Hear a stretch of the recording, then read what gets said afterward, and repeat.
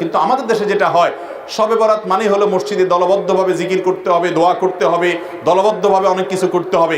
নফল, বিশেষ করে সুন্নত আমল, এটা একা একা করার যেগুলো, সেগুলো একা একাই করতে হবে। যেগুলো দলবদ্ধভাবে করার কোনো নির্দেশ নাই, সেগুলোকে দলবদ্ধভাবে করলে সেটা ভুল হবে।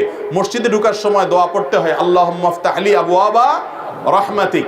এই দোয়াটা পড়ার জন্য যদি মসজিদের দুয়ারে ইমাম সাহেব, মুয়াজ্জিন সাহেব সহ সব মুসল্লি সাহেবরা দাঁড়িয়ে হাত তুলে আল্লাহর কাছে সবাই মিলে দোয়া করে, আল্লাহুম্মা আফতাহ লি আবওয়াবা রাহমাতিক সমস্যা, এরপরে মসজিদে ঢুকে, এটা কি সুন্নত হবে না সুন্নতের খেলাফ হবে?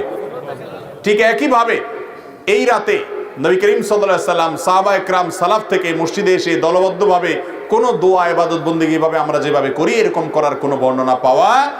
অতএব এটাকে আমরা যদি সিস্টেম বানিয়ে নেই তাহলে সেটা কোনো শরিয়া স্বীকৃত কোনো পদ্ধতি হতে পারে না।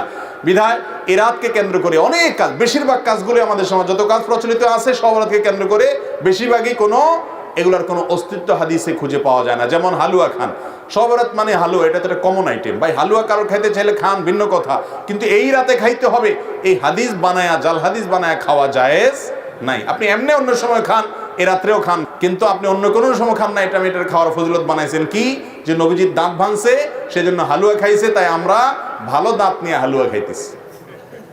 আপনার বাবার পা ভাঙছে, ভদ্রলোক একটা লাঠি দিয়ে ভর করে খোড়ায় খোড়ায় হাঁটে, আপনার ভালো পাও নিয়ে আপনি যদি একটা লাঠি নিয়ে খোড়ায় খোড়ায় হাঁটেন, এটা কি তাকে ভেঙানো হবে না?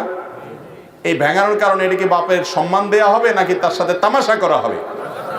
আর দ্বিতীয় কথা হলো, নবী করিম সাল্লাল্লাহু আলাইহি সাল্লামের উহুদের যুদ্ধ এই শাবান মাসে বা তার আগের মাসে হয়ই নাই যে তিনি হালুয়া খাইছেন।